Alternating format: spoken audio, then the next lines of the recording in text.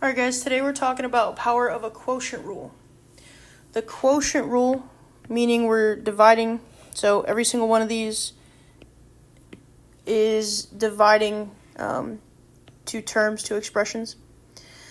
The power of a quotient rule. The quotient rule says that when I'm dividing like bases, I subtract my exponents. And the power rule says that if I raise an exponent to another power, I need to multiply those exponents together.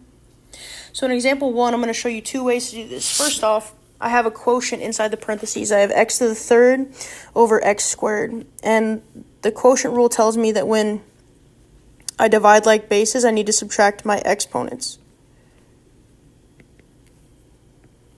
So I'm going to subtract 3 and 2. And that's going to get me x to the first, and I'm raising it to the power of 4. And since I'm raising one power to another, this becomes x to the 1 times 4 power, which is x to the 4th. I'm going to show you how to do it another way. If instead I went ahead and distributed that 4 first, this would be x to the 3 times 4 power over x to the 2 times 4 power, which would be x to the 12th over x to the 8th.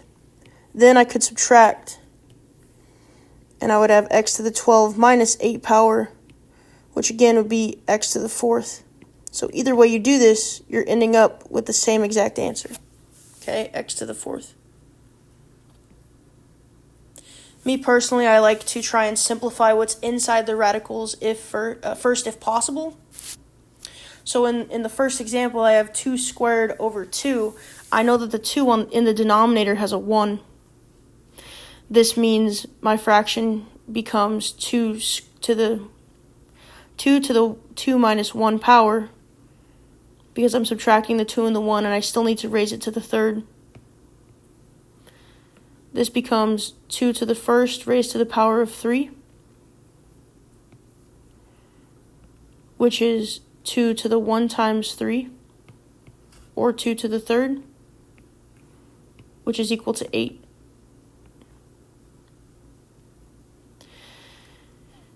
In the third example, I have 3 over 4 x squared over 3x squared over 4x to the 5th, all raised to the power of 3. Inside my parentheses, I have 3 over 4.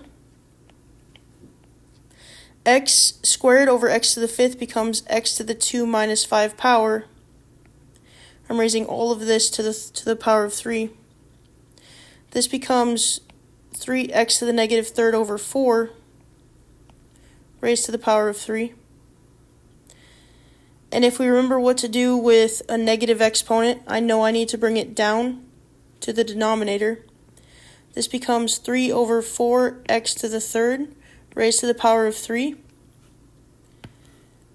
If I distribute that exponent, I get 3 to the third over 4 to the third x to the 3 times 3 power. This becomes 3 to the third is 27, 4 to the third is 64, and I have x to the 9th. I cannot reduce or simplify that fraction. I'll show you how I would have done it the other way as well, though. If you wanted to distribute right off the bat, you definitely could have.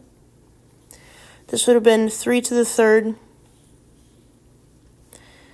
x to the 2 times 3 over 4 to the third x to the 5 times 3, which would have been 27 x to the 6th over 64 x to the 15th.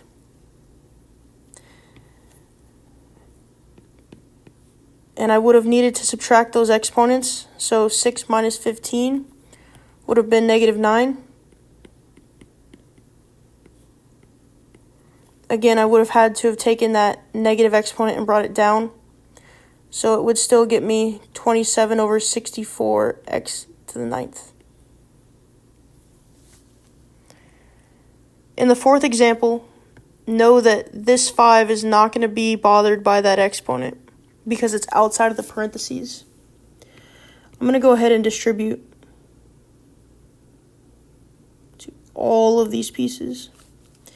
This is 5 times 3 to the third, p to the 5 times 3, so p to the 15th, over 9 to the third, p to the 2 times 3, which is p to the 6th,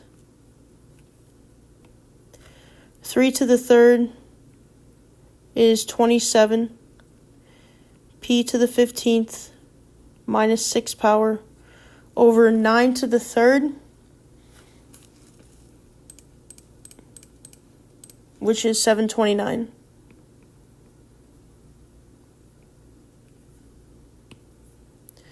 So I have 5 times 27 over 729 becomes, if you can divide both of those by 9, you would have 3 over 81, which you can still reduce. I'll do that in a second.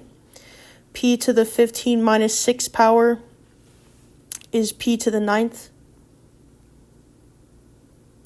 And 3 to the 31 I can reduce, or 3 over 81 I can reduce.